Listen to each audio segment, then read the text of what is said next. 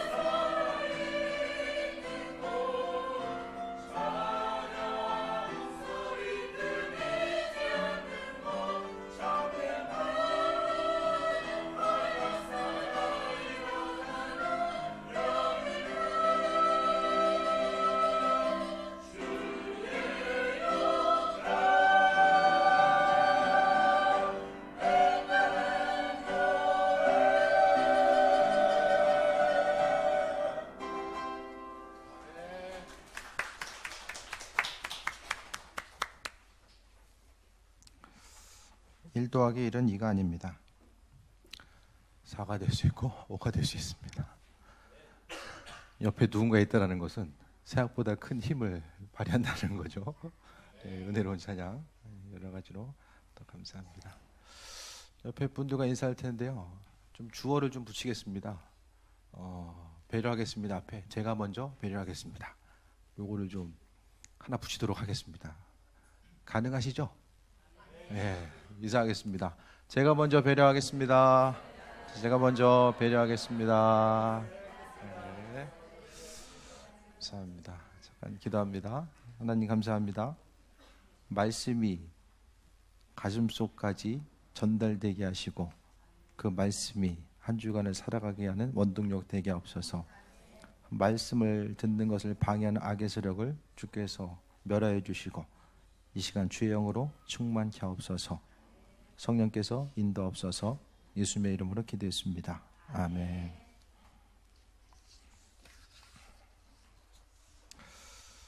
성경 말씀에 대해서 생각했을 때에 전체적인 이제 한국 교회의 트렌드가 말씀 강조하다가 어느 순간 이제 그 기도 부분을 좀 더 강조하는 부분이 있었어요. 그런데 전체적인 지금 흐름 자체는 성경 말씀을 통해서 하나님을 경험하고자 하는 그 강한 열망들이 그 어느 때보다 더해지는 시기가 바로 지금의 모습입니다. 성경 말씀이 바로 생명이고 그 말씀 자체가 성경으로 끝나는 것이 아니라 우리 일상생활을 통해서 그 성경을 누리고, 그러니까 아무리 좋은 것이 있어도 집에 아주 좋은 차가 있어요. 근데 구경만 해. 차는 타고 다니는 게 목적이잖아요. 그러니까 마찬가지로 하나님 말씀이 아무리 귀한 말씀이 담겨져 있어도 그 말씀이 하루하루를 살아가는 우리 삶에 있어서의 어떤 그 적용과 영향력과 또 그 말씀을 통해서 우리가 얼마나 새 힘을 얻고 살아가느냐, 그 부분이 훨씬 더 중요한 문제라는 것입니다. 그러니까 말씀 자체를 바라볼 때마다 그러니까 성경이 우리에게 생명이고 교회의 역사는 바로 성경의 역사입니다. 초대교회부터 시작해서 성경 말씀은 신앙 공동체 가운데 너무나도 중요한 역할을 차지하고 있었어요. 그러니까 기독교 신앙을 받아들이기 이전에 그 당시에 이제 그 초대교회부터 다른 수많은 신앙들이 있었잖아요. 다른 그 종교들이 많이 있었는데 그 당시 이제 종교들의 기록은 거의 남은 것이 없어요. 남은 것이 없다라는 것은 기록을 안 한 거죠.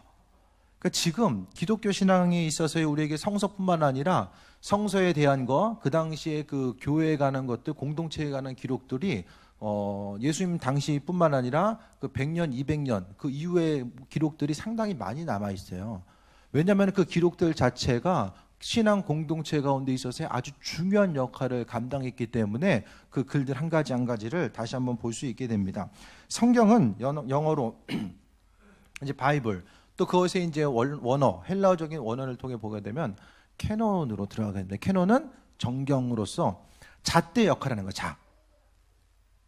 지난번에도 한번 말씀드렸어요. 성경을 이야기함에 있어서의 성경의 단어에 캐논의 이제 그 원어적인 표현이 되는데, 그 캐논에 있어서의 중심은 자는 거예요. 그러니까 재는 도구. 그러니까 자죠, 자. 뭘 재냐? 우리의 신앙을 재는 거예요.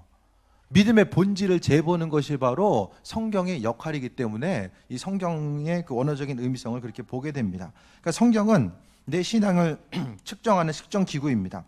우리는 어떤 본성이 있냐면은 옛사람 아담의 본성이 있어서 하나님을 잘 믿기보다는 하나님을 잘 믿지 않으려는 본성들이 있어요. 그 본성 자체가 있는데 그 본성에 대해서 하나님 말씀, 성경에 우리 자신의 본성을 비춰보아서 틀어진 부분, 어긋난 부분은 말씀에 비춰보아서 제자리를 차지하고 바라보고 나아가는 것을 이야기합니다. 그러니까 더 본질적인 것은 성경에 대해서 뭐 많이 읽고 성경대로 살아야 되겠다, 그것을 넘어서서 초대교인과 종교개혁 당시의 신앙의 중심은 성서에 있어서 내 인생에 그 메시지에 내 인생을 대입해보고 인생을 성경에 거는 거예요. 성경 말씀을 통해서 세상을 바라보게 되고 그 말씀대로 살아가는 그 중심 자체가 바로 기독교 신앙의 모습이었습니다. 초대교회에 있어서 예배의 기록은 AD 180년 정도의 기록이 남아 있어요. 이전 기록도 있지만은 더 이제 좀 확실한 근거로서 볼 수 있는 것이 주후 180년의 기록. 그 기록들의 핵심 내용을 잠시 말씀드리면, 많은 사람들이 주일이라고 부르는 일요일 새벽에 글들을 읽었는데 신약과 구약이라고 하는 그 글들을 읽고 성찬을 가졌다라는 이 AD 180년의 기록이 있어요.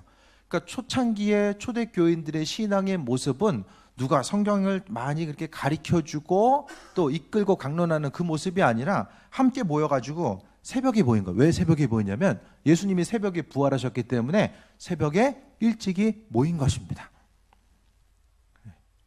새벽에 모여서 그들은 성경 말씀에 대해서 읽었어요. 그리고 성찬을 가진 것, 이 세 가지가 그들에게 있어서의, 초대교회에 있어서 아주 중요한 예배의 메시지가 됩니다. 성경에 대해서 우리가 생각했을 때에 그 초대교회의 성경의 모습, 성경은 어디에 기록했죠? 초대에?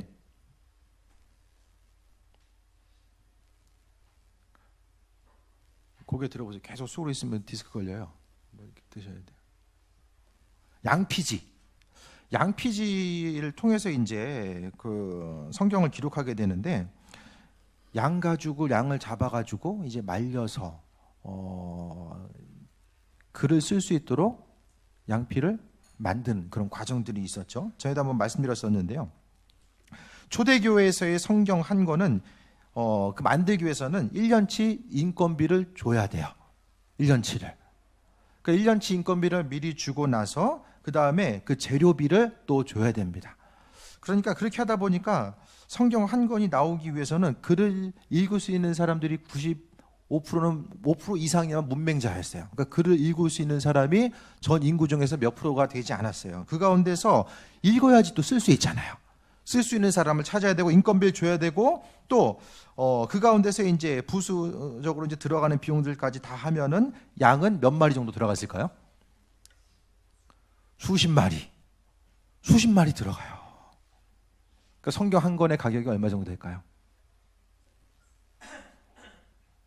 수천만 원. 그 당시면 이제 뒤에 성경책 다 꽂아놓고 가잖아요. 그것만 해도 이제 수억 원어치 되는 거예요. 눈이 반짝이고 있어요. 지금 맨날 이제 들고 다니시는 사람들은 이제 수천만째 들고 다니는 거예요. 초대교회 가운데서 이렇게 성경을 읽었다는 건 성경 전체를 가지고 있는 것 드물었어요. 하나님 말씀에 대해서 누가 이야기하면 그것을 받아 적는 사람도 있었고, 쪽복음이라고 하죠. 조금씩 복음을 가지고, 지금 뭐 북한에 있는 그 쪽복음을 가지고 있는 사람들처럼, 성경처럼 그 당시 이제 그렇게 움직이게 됩니다. 초대교회 가운데서 생각해 봤을 때에 복음서의 길이를 생각해 보게 됩니다. 마가복음은 그리스어, 헬라어를 이야기하죠. 헬라어로 마가복음은 11,000단어. 사복음서 중에서 가장 짧은 게 마가복음이에요. 요한복음 15,000단어, 마태복음은 18,000단어, 누가복음은 19,000단어입니다. 단어로 해서, 헬라어 단어로 해서 그렇게 되는 거예요. 로마서를 필사하는 데 있어서 한 사람이 이제 원본이 있는데 그 로마서를 갖다가 이제 옮기는 거죠. 타이핑을 치면은 뭐 어느 정도 이제 걸리겠지만은 그 당시에 로마서를 필사하는데 11시간 반 정도 걸린 거예요. 그런데 한 사람이 하루에 로마서를 옮길 수 있는 그 일할 수 있는 시간 자체 한 5시간 봅니다. 한 사람이 성경에 대해서, 그러니까 사도 바울이 로마서를 쓰고 그 로마서가 한 군데서만 있는 것이 아니라 그 로마서가 각 교회마다 이제 퍼지게 되잖아요. 그것을 있는 것을 가지고 이제 기록을 베끼게 됩니다.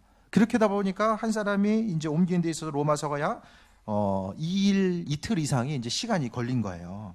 그러니까 그만큼의 이제 과정을 통해서 성경이 어렵게 하지만 힘들지만은 그 말씀 가운데 기록된 말씀을 초대 교인들이 중심에 두고 그 기록된 말씀을 통해서 그리스도 예수와 하나님의 이끄심과 인도하심을 그 안에서 발견하고자 힘쓰는 모습들이 그 안에 있었다는 것에 대해서 우리가 볼 수 있게 됩니다. 성경에 대한 우리의 자세. 그럼 초대교회 이후의 모습들을 이제 생각했을 때 이제 중반, 예수님 당시에 조금 이후. 그러니까 초대교회라고 이야기하면 그 동로마 제국이 서로마가 멸망했을 때 예수님 이후에 서기 476년에 이제 서로마가 멸망하는 데까지가 초대교회 공동체로 이야기하게 됩니다. 그랬을 때에 초대교회 가운데서 우리가 생각해 볼 수 있는 것은 그 당시에 이제 예수님 돌아가시고 나서 부활 이후 30년부터 312년까지 박해가 있었다라고 지난 시간에 말씀드렸어요. 300년 가량의 이제 극심한 박해, 간헐적인 박해가 있게 되는데 그 당시에 있어서 복음에 대해서 받아들였다가 이제 배교한 사람들이 있어요. 처음에 믿었는데 박해 때문에 자신의 신앙을 버린 사람들이 있어요. 그 신앙을 버린 사람들을 초대에 있어서의 사람들은 뭐라고 불렀냐면은 건넨 사람. 뭐라고요? 건넨 사람. 뭘 건네요? 건넨 사람들이라고 불렀어요. 아, 저 사람 건넨 사람이야. 그 사람은 그럼 배교한 사람을 이야기하는 거예요. 뭘 건넸을까?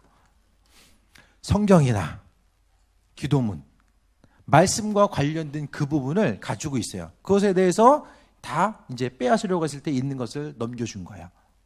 그러니까 그만큼 초대교회 가운데서는 성경이 우리가 생각하는 것보다 엄청난 위치를 차지하고 있었다라는 것에 대해서 말씀드립니다. 기독교가 박해를 이제 끝나게 되죠. 313년에 끝나고 나서 콘스탄틴 대제가 이야기하는 것은 그가 한 공언들이 있어요. 콘스탄틴 대제가 교회마다 그 당시에는 이제 교회가 이제 인증이 되고 국교가 아니라 종교 중에 하나로 받아들인 거예요. 국교로 이제 나라의 종교는 로마의 종교는 이거다라고 국교로 된 것은 그 이후에 이야기합니다. 하나의 정식적인 종교로서 인정을 하게 됩니다. 그 인정하는 가운데서 그동안은 뭐가 있었어요? 박해가 있었잖아요. 콘스탄틴 대제가 이제 기독교를 공인하기 이전 312년의 전쟁을 통해서 그가 황제의 권력을 차지할 수 있는 누가 황제가 되느냐? 그것에 따른 그 싸움에서 어떤 하나님의 상징적인 메시지를 발견하게 되고 그것을 통해서 전쟁에 승리하게 돼요. 그래서 전쟁의 승리함이 하나님께서 도와주시고 그리스도 예수가 살아계시는구나. 그것을 전쟁 가운데 경험하게 됩니다. 그래서 313년에 공헌 이제 이기면서 313년에 정식적으로 인정을 하면서 행한 일들이 있어요. 가장 대표적인 게 뭐냐면 교회 공동체마다 성경을 50권씩 배치해 줬어요. 50권. 그럼 지금으로 하면은 성경 50권이면 우리가 좀 빈대서라도 할 수 있잖아요. 한 3만 원씩만 잡아도. 근데 이 당시에 성경 50권이라는 것은 나라의 국고를 털어가지고 어느 정도 감당해야 되는 엄청난 양의 그 분량. 지금 제가 왜 지금 계속 역사적인 것을 이야기하냐면은 교회 역사 가운데서 기독교 역사 가운데서 성경이 차지했던 그 위치 자체가 얼마나 큰 것이었는지를 지금 말씀드리기 위해서 이 역사적인 배경들 자체를 전체적으로 말씀드리고 있습니다. 이 모습 자체는 성경을 개인적으로 가질 수 없는 것. 성경이 초반에는 이제 라틴어로 다 돼 있었어요. 지금도 이제 뭐 해외 나가서 특히 이제 독일이나 신학을 공부하기 힘든 것을 라틴어를 해야 되기 때문에 학위를 받고 마무리하는 게 상당히 힘들거든요. 라틴어는 초대교회에 있어서의 사제들이 이제 행했던 거. 그러니까 지금도 보면은 가톨릭에서 말씀 부분은 중앙에서 이제 구주의 말씀들이 많은 부분 내려와요. 내려온 말씀 가지고 이제 전하게 되거든요. 그러니까 말씀이 강조되지 않고 성찬이 강조돼요. 행위적인 거, 눈에 보이는 행동이 강조되는 것은 라틴어가 어려우니까. 기독교는 많이 중세교회에 보급이 됐는데 라틴어를 아는 사제들이 별로 없는 거예요. 그러니까 상징적인 행동을 통해서도 이제 알려주는 거죠. 교회에서의 그 스테인레스 글라스 성화들이 많이 있잖아요. 성화들이 많은 이유도 그거예요. 성화 그림 하나에 성경 말씀이 담겨져 있었기 때문에 그림을 통해 성경을 본 거예요. 하지만 개신교로 오면서 이제 말씀 자체가 이제 강조가 되게 되는데 초대교회 신앙 가운데 생각했을 때에 지금 개인적으로 한 사람 한 사람한테 성경이 보급된 것은 300년. 기독교 역사는 우리가 생각했을 때에 기독교 역사를 보게 되면 한 6,000년 정도로 보거든요. 기독교 역사 6,000년 가운데서 성경을 개인적으로 소유할 수 있었던 보급이죠. 어떤 특별한 사람, 전 재산 팔아가지고 성경 하나 사야지 그게 아니라 어느 정도 그래도 좀 가격을 살 수 있는 정도 해서 이제 보급된 것이 300년이에요. 6,000년 동안에 있어서 300년. 그리고 지금은 핸드폰 속에도 성경 한 권이 다 들어가요. 한 권만 들어가나요? 버전별로 다 들어가요. 그 시대를 우리가 지금 살고 있다는 거예요. 초대교회 가운데서 이제 지나가고 종교개혁이 일어났던 시대. 그러니까 성경 말씀을 모든 사람이 가질 수 없으니까 그 안에서의 교회의 타락과 부패가 그 안에서 나타나게 됩니다. 지금도 교회 공동체가 바로 서기 위해서는 신앙 한 사람 한 사람이 주일날 와가지고 선포되는 말씀만 받아먹는 것이 아니라 개인적으로 우리가 살아있는 하나님의 말씀을 접하고 그 말씀 가운데서 하나님의 도우심과 인도하심을 경험해야 된다는 것에 대해서 다시 한번 전해드립니다. 종교개혁의 주제는 오직 성서로 돌아가는 것. 마틴 루터가 지금 종교개혁 500주년 해가지고 행사들을 많이 하거든요. 1517년에 종교개혁이 일어나요. 근데 마틴 루터가 태어나기 얼마 전에 인쇄술이 이제 본격적으로 발달하게 됩니다.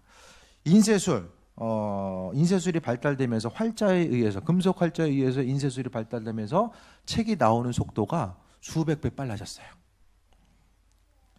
기본적으로 100배 이상 빨라지게 되는데, 그러고 하다 보니까 성경을 가질 수 있는 것도 100배 이상 싸지게 되는 이런 현상들이 나타나게 됩니다.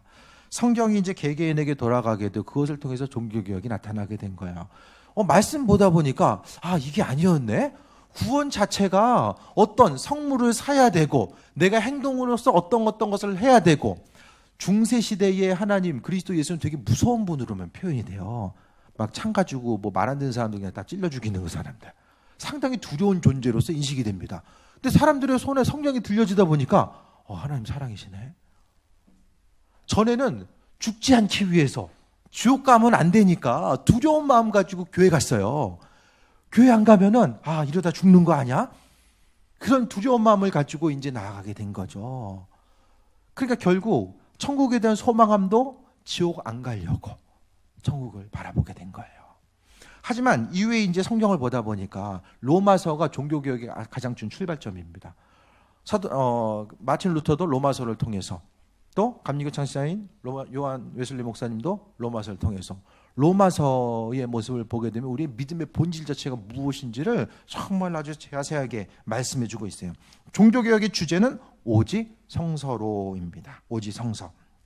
날마다 새롭게 우리가 말씀을 통해서 주님을 만나고 그분과의 인도하심을 통해서 살아가는 것, 성경 구절마다 녹아져 있는 그리스도를 누리고 그 안에 있는 풍성함을 우리가 경험하면서 살아가고, 또 말씀으로부터 위로받고 말씀으로 인해서 평안함과 힘과 능력을 얻고 그리스도 예수를 체험하는 것이 바로 성경에 대한, 그 성경 자체가 가지고 있는 온전한 능력이라는 것에 대해서 보게 됩니다.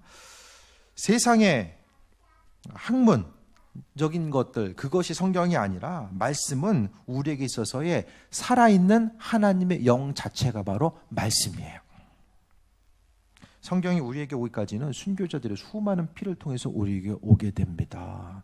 어쩌다가 온 것이 아니라 이 성경 말씀을 지키는 것. 그 중세로 넘어오면서 성경 말씀을 통해서 보게 되면은 성경을 영어로 번역하다가 죽은 사람도 있어요. 존귀하신 하나님의 말씀, 가장 존귀한 언어 자체를 라틴어로 봤는데 그 라틴어 외에 다른 언어를 통해서 성경을 읽는다? 그것에 대해서 죽을 죄로 여기는 시대가 있었다라는 거예요. 말씀에 대해서 가격이 비싸서 샀는데도 이 언어를 읽을 수 없으니까 누군가가 있지 않으면 볼 수가 없는 거예요. 돈이 아무리 많아도 읽을 수 없는 것이 바로 성경이었어요.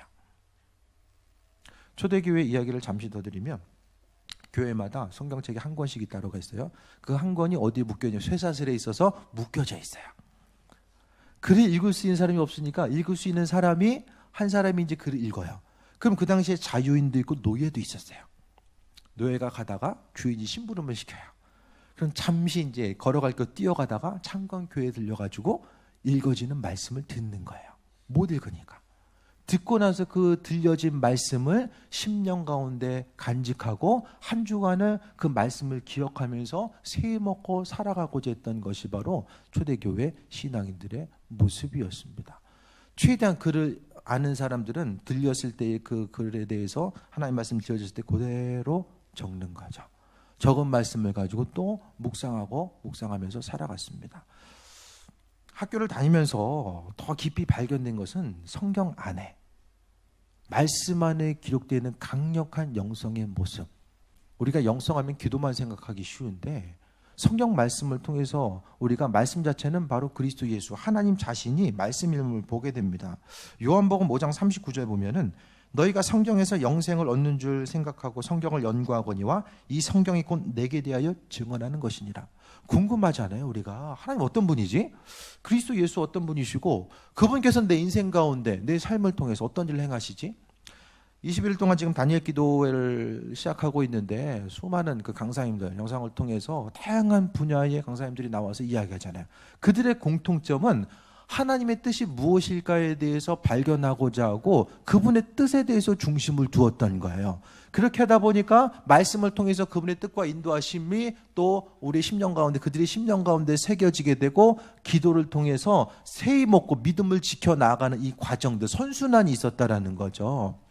그러니까 우리 한 사람 한 사람을 통해서 하나님은 항상 침묵하시고 또 귀를 닫고 계신 분이 아니라 우리에게 그 어느 누구보다도 우리가 알고자 하는 것보다 훨씬 더 간절하게 우리에게 그분의 뜻을 비춰주고자 하시는 분이 바로 하나님 되심에 대해서 우리는 생각해 봐야 됩니다. 그 하나님은 보편적인 방법이 있어요. 기도함으로써 하나님께서 마음에 감동을 주시는 것도 있어요. 여러 가지가 있는데 가장 보편적인 것은 성경 말씀을 읽고 보고 접하는 가운데 하나님 마음속에 생각나게 하시는 것들이 더 강한 음성과 메시지로서 우리에게 다가오게 됩니다. 이거 가지고 생각했을 때에 이거 자다가 하나님 꿈으로써 나타나셔가지고 이거 해라 저거 해라 그게 또 하나님 뜻인 것 같아요. 그게 아니라 훨씬 더 중요한 것은 사단도 광명한 천사와 같이 사람들을 속이는 자라고 이야기하거든요. 하나님 말씀을 통해서 우리가 감동 따라 살아가는 것. 그러니까 우리의 날마다의 삶의 모습은 하나님의 성경의 말씀이 내 삶의 여정 가운데 함께해서 그것이 능력이 되고 내 삶에 있어서 가장 필요한 부분, 영적인 능력, 내 있어서의 가장 필요한 부분, 소유이고 중심이 된다라는 그 부분에 대해서 깊이 인식하고 살아가는 것이 무엇보다 중요하다라는 것에 대해서 말씀드립니다. 오늘 본문 다시 한번 보게 되면 15절의 말씀 보겠습니다. 오늘 사도 바울은 디모데에게 이야기하고 있어요. 가장 필요한 부분, 영적인 삶, 온전한 삶을 살아감에 있어서 신앙인으로서 목회자로서 쓰임받음에 있어서 가장 중요한 부분이 무엇일까에 대해서 오늘 본문을 통해서 이야기하면서 성경 부분을 말씀하고 있습니다. 또 어려서부터 성경을 알았나니 성경은 너희 너로 하여금 그리스도 예수 안에 있는 믿음으로 말미암아 구원에 이르게 하는 지혜가 있다라고 말씀하고 있습니다. 성경 안에는 구원에 이르게 하는 지혜, 하나님께서 어떤 분이시고 그분의 뜻과 인도하심과 예비하심, 우리가 세상 가운데 의문으로 가지고 있고 알고자 하는 그 풍성함 자체가 성경 말씀 가운데 다 녹아져 있다는 것에 대해서 우리는 발견해야 됩니다. 말씀을 통해서 여러 가지 지금의 때는 속이는 시대를 우리가 살고 있거든요. 오늘 13절 디모데후서 3장 13절 보겠습니다. 같이 읽겠습니다. 시작. 악한 사람들과 속이는 자들은 더욱 악하여져서 속이기도 하고 속기도 하나니. 속이기도 하고 속기도 하는 세대가 바로 지금이에요. 심지어 성경 말씀을 가지고 사람을 속이는 시대. 이단의 미혹이 그 어느 때보다 강하게 나타나는 시대가 바로 지금의 모습이라는 것에 대해서 우리는 다시 한번 보게 됩니다. 말씀을 통해서 지혜가 없으면 속아요. 다 속아요. 신앙적으로 속고 또 세상적으로 속고 분별하기가 되게 힘들어요. 정보의 홍수 가운데 참과 거짓을 분별할 수가 없어요. 하지만 하나님 말씀이 그 안에 있는 사람은 오늘 본문을 통해서 구원에 이르는 지혜, 하나님 나라를 소유할 수 있게 하는 구원에 이르는 지혜는 세상을 살아감에 있어서의 우리에게 그 어떤 일들도 감당하게 하는 그 온전한 지혜로서 우리에게 다가올 수 있다는 것에 대해서 말씀드립니다. 말씀 가운데 우리가 하나님을 바라보는 것. 어제 강사였었던 이진원 집사님 남편이 조선공학자거든요. 그분이 이제 안 믿다가 믿게 된 게 성경에 나와 있는 노아의 방주 규빗이 나와요. 길이. 그 길이를 연구하다 보니까 지구에 홍수가 났을 때 가장 완벽하게 버틸 수 있는 배 사이즈가 그거였다라는 거예요. 그걸 보고 나서 자신이 이제 그리스도 예수를 믿게 되는 거죠. 그러니까 성경 말씀의 내용들이 그냥 그렇게 주어진 것이 아니고 각자 사람들이 다 달라요. 좀 더 지적인 사람이 있고 좀 더 감정적인 사람이 있어요. 그 모든 것을 포괄하고 나아가고 또 남을 수 있는 것이 바로 성경의 내용, 그 말씀의 중심, 그 핵심이 있다는 것을 말씀드립니다. 16절에 모든 성경은 하나님의 감동으로 된 것으로. 베드로가 쓴 것을 보면 베드로가 쓴 것처럼 이제 보여요. 뭐냐면은 사도 바울과 베드로는 지적 수준의 차이가 있어요. 사용하는 언어가 다르고 문법이 달라요. 글을 연구하다 보면 이것이 바울의 것인지 아닌지 그것이 이제 보이거든요. 하나님은 사람을 로봇으로 인식하셔가지고 말씀을 주셔가지고 그대로 베껴 쓴 것이 아니라 마음에 하나님의 감동을 주시고 그 다음에 각각의 성경의 저자들은 자신이 가지고 있는 생각과 감정과 표현할 수 있는 언어 여러 가지 것들을 통해서 성경을 기록하게 됩니다. 그래서 하나님의 감동으로 됐다라는 것은 성경 말씀 구절 구절마다 하나님의 뜻과 인도하심이 각각 성경의 저자들을 통해서 비춰져 있다라는 것에 대해서 이야기하는데 성경은 교훈과 책망과 바르게 함과 의로 교육하기 유익하다. 앞서 말씀드렸던 것처럼 사람들은 성경 말씀대로 살아가기보다는 육신의 편안함과 세상 다른 어떤 것에 대한 그 목적을 두고 살아가는 그 과정들이 너무나 많이 있어요. 성경 말씀 가운데 순간순간 우리를 비춰보지 않으면은 우리가 아무것도 신앙의 본질적인 것으로 나아가고 있는지 아닌지를 모르고 습관적으로 반복하다가 삶을 마무리하게 될 가능성이 상당히 크다라는 것입니다. 성경을 통해서 우리는 하나님과 교제하게 돼요. 이 말씀 가운데 하나님의 뜻과 인도하심, 예비하심 모든 것을 다 여기 비춰 놓았기 때문입니다. 그래서 사도 바울은 성경 말씀을 통해서 하나님의 인도하심을 바라볼 것, 그러니까 성경 말씀 가운데 필요한 것들, 목회에 필요한 것들, 또 신앙인으로서 하루하루 살아가는 그 중심 모든 것이 성경 그 가운데 담겨져 있음에 대해서 오늘 언급하고 있습니다. 사람의 빗나갈 속성을 성경을 통해 점검하고 날마다 제자리로 가져와야 돼요. 지금 생각 가운데서 여러분 우리가 언제 어떻게 삶이 우리의 인생 가운데서 언제까지 우리의 삶이 주어질지 모르잖아요. 잠깐 그런 생각을 해봤어요. 이제 목회 그만하고 이제 마무리하는 시점이 다가온다라고 했을 때에 뒤를 돌아보면서 내가 이건 이렇게 했었어야 되는데 후회할 일들이 내가 뭐가 있을까? 그런 것들을 좀 생각해 봤거든요. 여러분 인생 가운데서 만약에 이제 교회에 와서 신앙생활 할 수 있지만은 삶을 마무리해야 될 때가 있잖아요. 죽음의 문턱에 들어왔을 때에 우리가 뭘 후회할까? 기쁘고 즐거운 순간도 있었겠지만 어떤 걸 후회할까? 그런 걸 좀 생각을 해봤어요. 그중에 이제 왜 그런 생각이 들었는지 모르겠지만은 그 화요일 날 이제 이준 목사님 말씀 전하면서 그런 얘기하잖아요. 마지막인 것처럼 그날 하루 최선을 다해서 섬기고 나아가는 것. 그중에 이제 몇 가지 전 돌아보면 생각했을 때에 말씀을 통해 더 깊이 있는 성경 말씀 가운데 더 풍성함이 녹아져 있는 그거. 그 풍성함이 있는데 그 풍성함을 내가 지금 발견하면서 말씀을 전했는가? 그 풍성함. 거기도 중심을 둬야 되겠다. 그런 아쉬움들이 있었어요.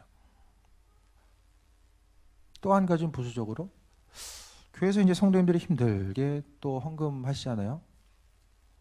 그 재정이 선교의 현장으로 얼마나 흘러 들어갔는가? 그걸 좀 생각해 보게 됐어요. 그러니까 각자 이제 여러분 순간순간마다 신앙생활 하면서 주님 원하시는 대로 내가 지금 온전히 신앙생활하고 있는 저 같은 경우에는 주님 원하시는 대로 내가 온전한 목회를 하고 있나? 교회 공동체를 섬기고 있나? 여러분 자신도 주님 원하시는 대로 신앙의 모습을 지금 가지고 있나? 그것은 누가 얘기를 통해서 들려지는 것이 아니라 궁극적으로 성경 말씀을 통해서 하나님과 나와의 온전한 대화 가운데 발견할 수 있어야 됩니다. 그것이 아니면 습관적으로 종교생활합니다. 내가 인생을 살아가는 데서 또 하나의 과정인 거예요. 그게 아니라 이 시간은 하나님께서 하늘문을 여시고 부어주시는 그 풍성한 은혜를 경험할 수 있는 순간이 바로 이 예배 시간입니다. 우리의 인생 가운데 그 어느 것보다도 소중한 시간, 말씀이 풀어지고 하나님의 그 영적인 지혜와 비밀들이 풀어지는 그 온전한 시간이 바로 이 시간입니다. 그 모든 비밀들, 성경 자체가 그리스도 예수 본인에 대해서 말씀하고 있다라고 하잖아요. 우린 날마다 주님과 교제해야 되고 하나님을 알아가야 된다라고 말씀드리는데요.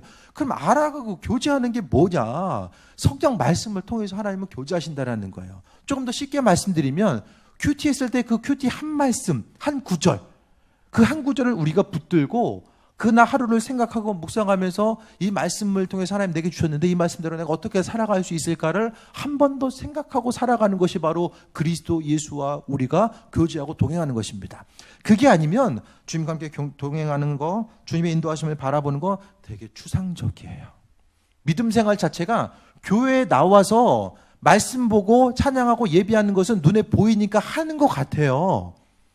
그런데 한 주간을 살아감에 있어서 여러분 어떻게 주님과 교제하시겠습니까? 어떤 방법이 있으십니까?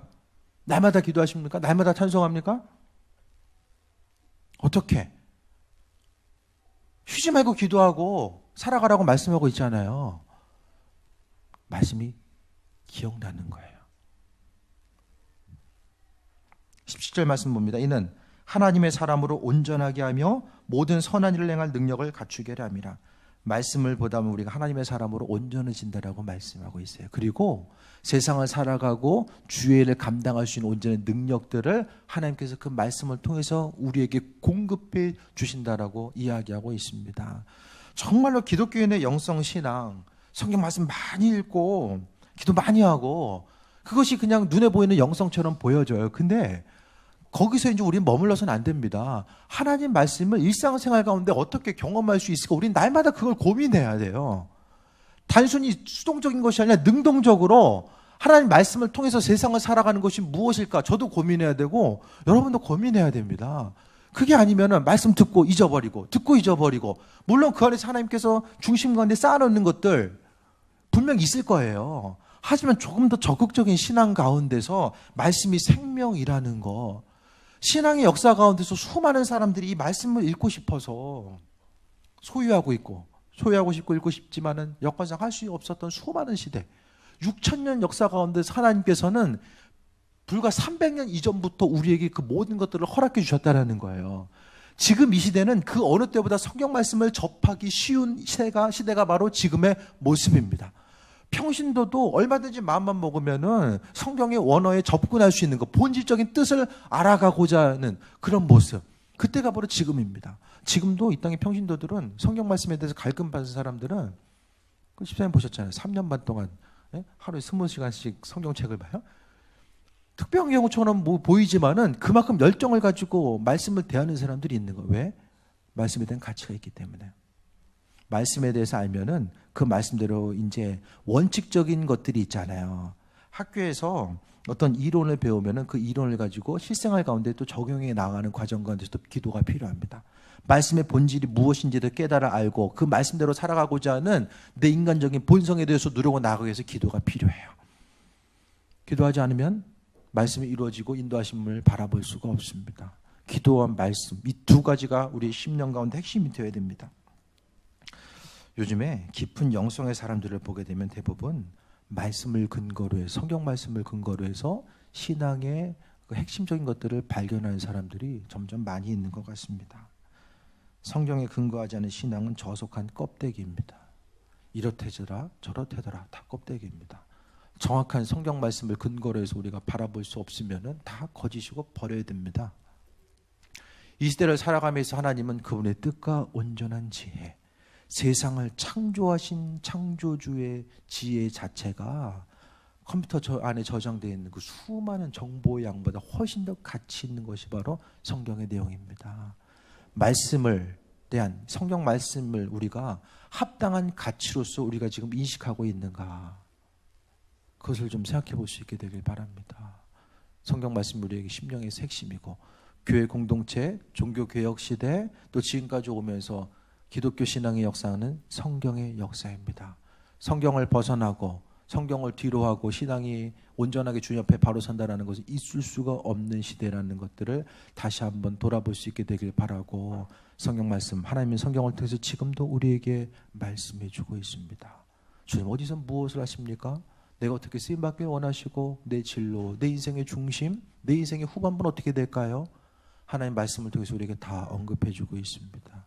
그 말씀의 핵심적인 가치가 무엇인지를 다시 한번 돌아보며 부지런히 시간을 내서, 시간을 정해놓고 그 시간만큼 내 하나님 말씀에 집중해야지, 말씀을 소중하게 여긴다는 것은 하나님 자신을 소중하게 여기는 것과 마찬가지입니다. 그리스도 예수 그 풍성함을 성경 말씀을 통해서 발견하고 인도하심마다 나아가는 귀한 삶이 되시길 축원드립니다. 기도하겠습니다. 하나님의 뜻과 인도하심에 감사드립니다. 성경 말씀이 우리의 심령 가운데 생명이고 능력입니다. 그 말씀의 능력 때문에 우리가 여기까지 왔고 또 하나님 말씀을 통해서 그 풍성함을 우리에게 지금도 비춰주고 계신 줄 믿습니다. 아버지 하나님 은혜 도하여 주시고 말씀을 바라볼 때마다 그 본질적인 하나님의 뜻과 인도하심을 바라볼 수 있는 믿음의 눈을 열어주셔서 그 말씀을 통해 날마다 우리 믿음이 성장해 나아갈 수 있는 그 은혜를 허락하여 주옵소서. 하나님께서 가장 소중한 풍성한 그 모든 가치 그리스도 예수께 있음을 기억하며 주의 뜻대로 쓰임받는 온전한 삶이 되게 없어서 예수님의 이름으로 기도했습니다. 아멘.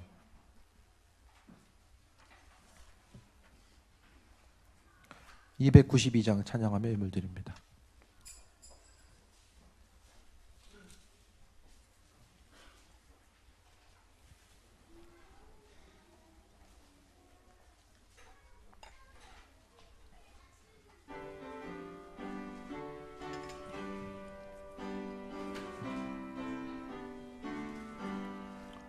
주 없이 살 수 없네 죄인의 구주여